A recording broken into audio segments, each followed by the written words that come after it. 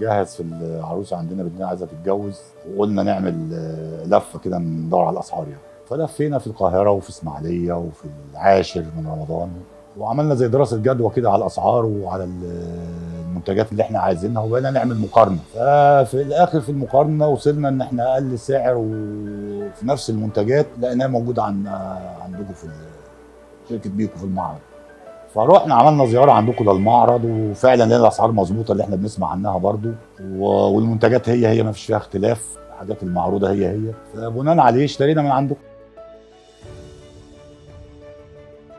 جميع كل حاجه تلزم العروسه تقريبا، يعني الاجهزه الكهربائيه كلها، الثلاجه والغساله الاوتوماتيك وغساله الاطباق، واشترينا اللهم صل على النبي البوتاجاز اللي هو البلت ان برضه من ضمن الحاجات اللي عجبتنا يعني، والمكنسه وحاجات المطبخ، كل حاجات الاجهزه الكهربائيه كلها جبناها من عندكم. جهازين مش جهاز واحد، يعني احنا كنا متعودين عندنا على البوتاجاز العادي، جبنا اللي هو البلت ان المسطح دوت بالفرن، كل حاجه لوحديها وهيركب في المطبخ، بيدي ديكور احلى وشكل احلى وتاني حاجه برضو اللي هي غساله الاطباق دي يعني احنا مش كنا مستوعبين ان هي بالجمال ده والنظام دوت يعني ممكن كانت الست تقف ساعه وساعتين في المطبخ العروسه عشان لسه عروسه وتروح تغسل شويه طباق وشويه بتاع.